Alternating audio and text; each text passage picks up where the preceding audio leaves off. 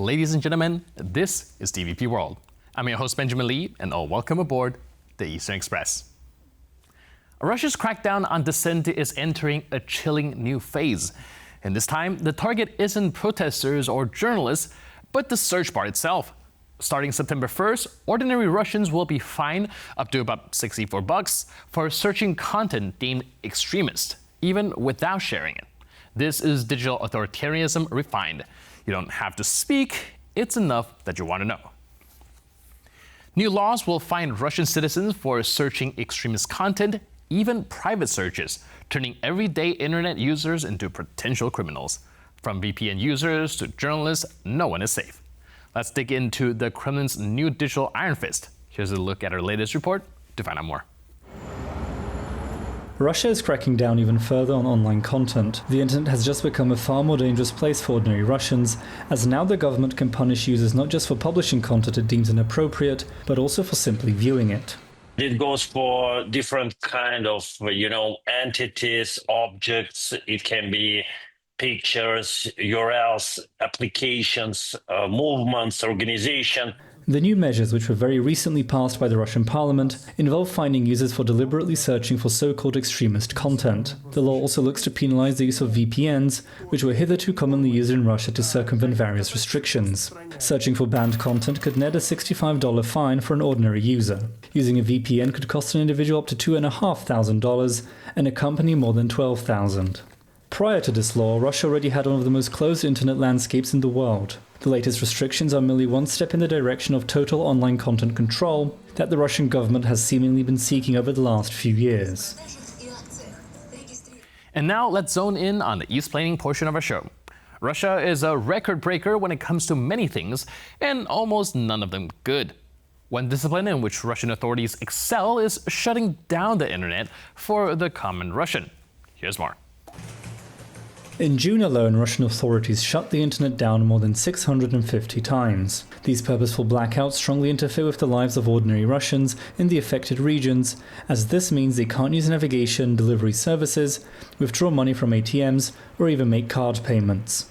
Moscow warrants these shutdowns by saying that they are necessary to prevent attacks, such as the one carried out by Ukraine codenamed Spider's Web, which saw the destruction of several top-end Russian bombers. Yet these claims are doubtful given the fact that Russian authorities have not stopped merely at the blackouts. Moscow has already banned several popular Western messaging apps, and it has been eyeing to remove WhatsApp from the country's selection of social media. This is reportedly meant to push Russians to use domestically developed apps that are fully controlled by the government, and which watchdogs warn give the country's authorities unprecedented access into people's lives. It seems that the Russian government not only wants to control what people do online, but also when they can do it. And now let's take a look at the issue in greater detail. This legislative move is the latest escalation in Russia's cyber repression strategy, part of a broader crackdown described by Vadim Shipta of the Jamestown Foundation as authoritarian-style virtual repression. Since the full-scale invasion of Ukraine, Russia has expanded its foreign agent and extremism labels, using them to justify wide censorship, surveillance, and punitive measures. Roskomnadzor, the Kremlin's media watchdog, has long maintained a blacklist of websites and enforced deep packet inspection, compulsory backdoors to monitor everyone's data. Now, this new law hands them even more leverage by allowing retroactive prosecution based on search logs, browser histories, VPN usage, or device data. It's not just activists sounding the alarm. Opposition MPs and even some pro-Kremlin lawmakers have objected, which is not something that happens too often if you follow Russian legislative processes. Head of the Kremlin-aligned League for Safe Internet conceded that the law could hamstring her own group's ability to monitor extremism, because it technically forces them to open blacklisted material, making them liable. Now, that level of legal absurdity speaks volumes. Digital rights advocates warn that administrative fines now could pave the way to criminal charges later. What starts as a modest penalty may evolve into arrests, house searches, and even imprisonment. Meanwhile, internet service providers and social media platforms, already required to retain user metadata, are prime enforcers, turning over browsing data to Russia's security services. Underpinning this repression is the model of digital authoritarianism, tech-enabled political control. Think China's civilian state, but with a distinctly Russian twist. bureaucratic opacity, and incremental overreach. For Russians, the implications are grave. A quick browser search for LGBT organizations might land you a fine. VPN usage, once a lifeline for accessing blocked information, now carries risk. Even carrying ads promoting such tools can trigger penalties. In effect, the Kremlin is building an information architecture where private thought is policed as severely as public speech. This atmosphere prompts self-censorship in the mind long before it extends into behavior. Even before the bill passes, reports indicate growing apprehension among ordinary users. Some have already deleted search histories, uninstalled VPNs, or avoided using word combinations that's deemed risky. So, what does the Kremlin gain? Control, obviously, over speech, over history, over information, but more insidiously, they gain the power to define what it means to seek knowledge at all. In Putin's Russia, mere curiosity becomes civilians' fodder, and a search bar a civilian's trap. That's the brutal elegance of modern repression. And now, here to shed more light on the issue is Paul Goebel, Distinguished Senior Fellow from Jamestown Foundation.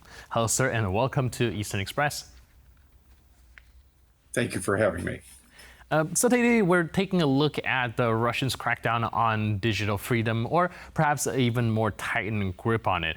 What are we looking at here? Is it akin to the digital Great Firewall of China, or something even more extreme?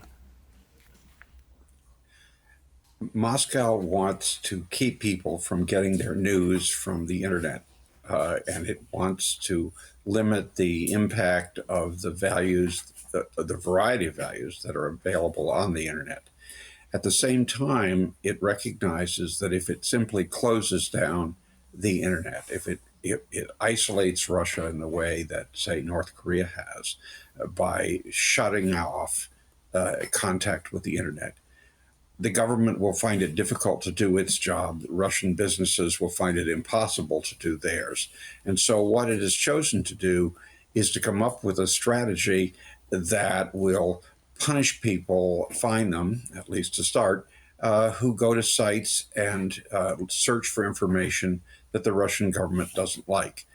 My own guess is that this isn't going to work, and that many people will continue to visit those sites, given the large number of people who use the internet now, a big majority of the population, and the certainty that the government, as powerful as it may be, won't be able to fine people into stopping. It'll intimidate some people, but the people who'll be most intimidated are those who are already afraid to challenge the government in any way.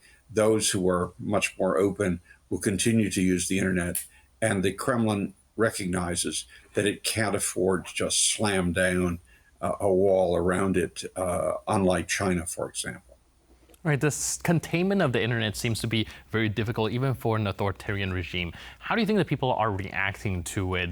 Is there any pushback on the ground, or people are simply not voicing it out and just doing whatever they can do to kind of skirt around it? Well, I don't think very many Russians want to paint a target on themselves by going public with the fact that they're unhappy.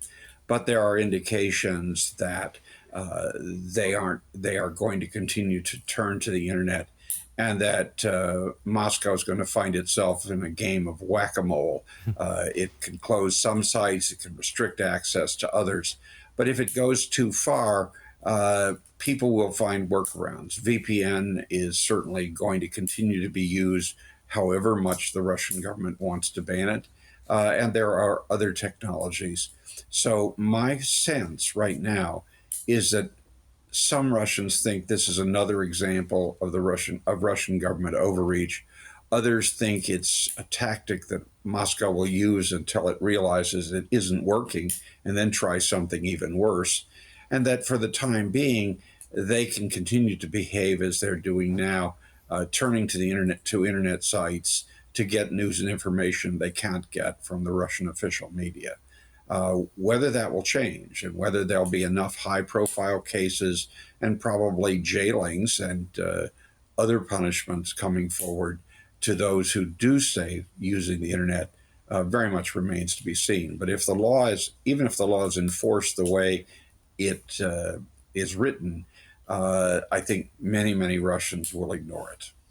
Right, so there's of course a problem with how to actually implement it. Like you said, the whack-a-mole approach might be too much of a straining on the Russian resources. However, do you think that this is also going to create some sort of confusion when it comes to where the guideline is? Like, what is going to be perceived as extremism? What's going to fall under this regulation?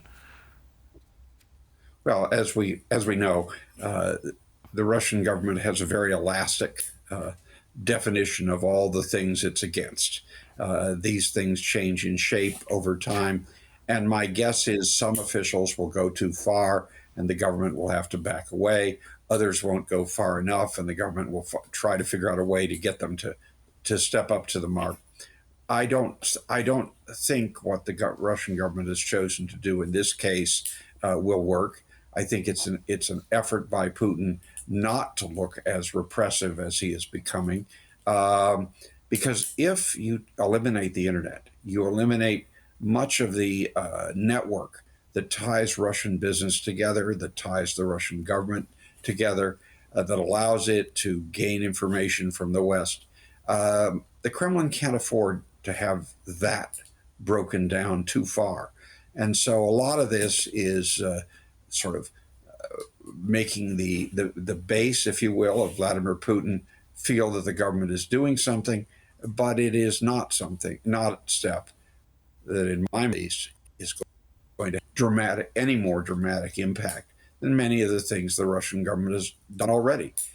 Ever more Russian sites are going down. Ever more sites in the West are having trouble with financing, and they're not having the attention they did. But other sites based in the West, and the internet is an international phenomenon, are continuing to operate, continuing to put Russian language news and the other languages of the Russian Federation up. And all evidence suggests to me that people are still looking at it.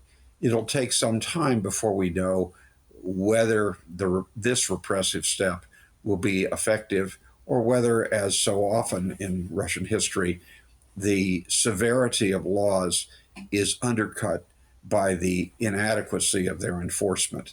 I think this is going to be the latest evidence of that long-standing Russian principle.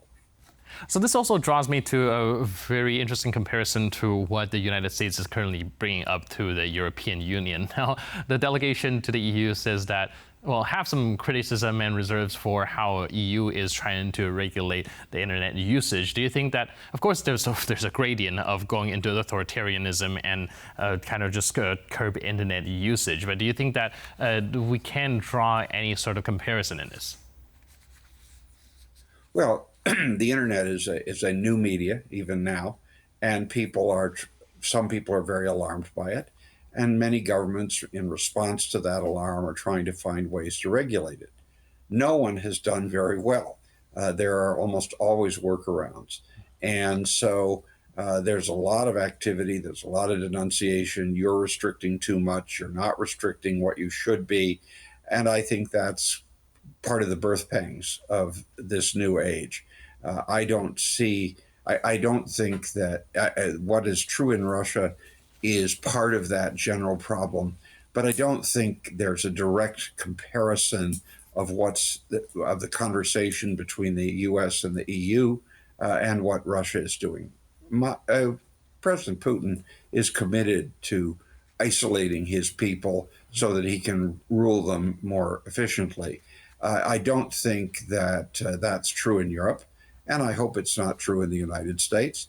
I think that leaders don't like news sites that carry information that's critical. That was true when there was only a print media. So I'm not surprised that you see comments about what's going on the internet, where the rules are looser and where a lot of things get posted that would not have been posted in the print media when there was some greater editorial control. Do you think there's anything with the timing of Russia enacting this law? Do you think that there's more and more people within Russia that have been exposed to Western ideas, or it's just something that Putin is pushing towards very gradually despite what's happening in the West? Well, I 2 points. First, these measures were adopted at the very end of the Duma's spring session, which is now over. Russia has gone on vacation the way many other people did, and I think Putin timed it in that narrow sense so that the amount of criticism about it would not be that great. He certainly doesn't want to alienate more Russians by repressing something that large parts of his constituency, in fact, make use of. At the same time, I think we have to understand, as your question indicates, that Mr. Putin has pursued a policy which is often described in the Russian media as putting a frog in warm water and then heating the water up until the frog dies. If you throw the frog into hot water already, the frog will jump out.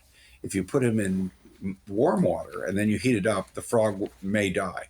What's happening in Russia, I think, under Putin, is an effort to gradually limit the freedoms that Russians acquired after 1991 and to go back to a vastly more repressive system. What he's finding, however, is that there are real costs of doing that, not only in terms of the reaction of the population, but in the terms of his own government and his own business allies to function in this world, which does rely on internet contacts. Right, that seems quite paradoxical. Like you mentioned, the government does need an internet to properly function. On the other hand, they do also seem to want to curb its function in order to keep the narrative under wraps and under control. And taking a step back with a broader look at things, how exposed do you think the Russians are to ideas that are perhaps against Vladimir Putin or have issues with the war? Do we have any sort of number or indication that perhaps this exposure to the internet does give them a different set of idea that the Russians are trying to promulgate? Well, there's lots of good polling data on that by the Levada Center and others. A sizable majority of Russians turn to the internet, although most of them, I suspect, do so for shopping or for entertainment, rather than for reading the latest news from Washington or Brussels. At the same time, probably a third to a half of the Russian population now gets most or all of its news from the internet. There's been a significant drop-off in TV viewing, and especially among the young, where young Russians, like young people around the world, are now using the internet as their primary source of news rather than television, let alone newspapers. I think that probably 70 to 80% of Russians under the age of 30 are now relying on the internet for news. Putin knows that. He wishes it weren't true. He rose to power by his use of television. So he's clearly alarmed. What he's finding out is that being alarmed and being able to solve the problem are two very different things. Right. Thank you so much for your input and insight. Really appreciate it. And well, at some point, it might be amusing to know that our conversation, if the Russians have been watching, and they might get fined for it as well. Thanks for being with us on Eastern Express. Appreciate it. Thank you very much. Take care. And now we're moving on to the Eastern News Flash, a series of all the other stories from the East that you don't want to miss. UN experts have called on Russia to tackle this problem with trafficking and forced labor of migrant women. Many of these people are reportedly trapped in conditions that can be described as modern-day slavery. This is not the first time that questions have been raised concerning the situation of migrants working in Russia. Now UN experts say they have received reports about many women being lured to Russia with promises of legal jobs, only to be stripped of their documents and forced to work in inhumane conditions. They reportedly have to work up to 20 hours a day without any pay. The experts have also warned of the victims reportedly being subjected to torture, sexual violence, and even forced abortions. The system has been described as a deeply entrenched exploitation network that has been ongoing for decades. Most of its victims are migrants from Uzbekistan and Kazakhstan. Russian authorities have so far refused to carry out effective investigations into the matter, despite apparently having compelling evidence of abuse and coercion. Russia's war in Ukraine has exacted a toll not just on its own economy, but also on that of Belarus. Minsk's economy is apparently heading for rock bottom as Russian exports dry up. Belarus is starting to pay the price of having essentially become a Russian satellite state. The country's economy has been slowing down as Russia's own has been stagnating. Recent data shows that Belarus's economic growth in the first half of 2025 amounted only to 2.1%. One of the most affected sectors is agriculture, where there has been an 8.1% annual decline. There has also been a 70% plunge in exports to Russia. Belarus found itself in this situation after the West imposed sanctions on the Lukashenko regime over its crackdown on peaceful protests and opposition, and Minsk's support for Russia's war in Ukraine. Without any other real alternatives, Belarus was forced into Russia's waiting economic arms, deepening the smaller country's dependence on its more powerful neighbor. Severe drought is threatening crops in Russia's key agricultural regions.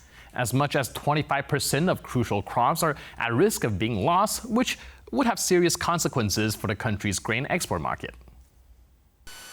Russian authorities have declared states of emergency in 30 districts in the Rostov and Krasnodar regions. These have been the most affected by extreme weather, which has been devastating fields of wheat, barley, corn and sunflowers. The Russian parliament is reportedly preparing new proposals for federal agricultural subsidies to help alleviate the issue.